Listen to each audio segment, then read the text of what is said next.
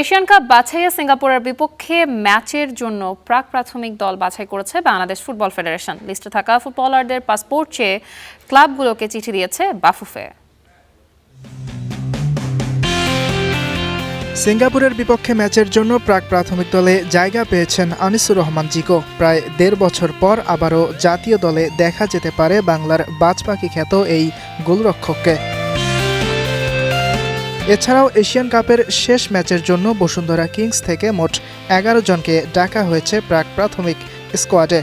সেই তালিকায় ইনজুরি কাটিয়ে ২০২৪ সালের সেপ্টেম্বরের পর ফিরেছেন বিশ্বনাথ ঘোষ। এছাড়াও ফয়সাল আহমেদ ফাহিম, সাদউদ্দিন, তাজউদ্দিন, সোহেল রানা সিনিয়র ও জুনিয়র, শাহরিয়ার ইমন, হৃদয়, জনি ও শ্রাবণ আছেন বসুন্ধরা কিংস থেকে।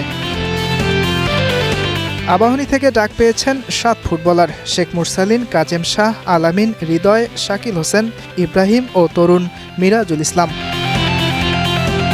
লিগ চ্যাম্পিয়ন মোহামেডান থেকে আছেন ৪ জন: মোহাম্মদ সুজন রেজা, রহমত মিয়া, শাকিল আহাদ তপু ও সুমন রেজা। এছাড়াও ফোর্টিস এফসি থেকে ডাক পেয়েছেন আবদুল্লাহ ওমর ও মঞ্জুরুর রহমান। পুলিশ এফসি থেকে ইসা ফয়সাল ও রাব্বি রাহুল। পিডব্লিউডি থেকে মিনহাজুল করিম স্বাধীন, আরমান ফয়সাল আকাশ। ব্রাদার্স ইউনিয়ন থেকে জামাল ভুইয়া, আরামবাগ থেকে শাওন, ফকিরের পুল থেকে আয়ান। ইনজুরি কাটিয়ে লেস্টারের হয়ে মাঠে ফেরা হামজা চৌধুরী আছেন প্রাক-প্রাথমিক দলে। কার্ডজনিত সমস্যায় ভারত ম্যাচ মিস করা ফাহমিদুল ইসলামও ফিরেছেন।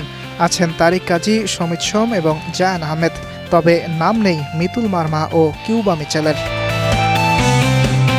আগামী ৩১ মার্চ সিঙ্গাপুরের বিপক্ষে এশিয়ান কাপের শেষ ম্যাচ বাংলাদেশের।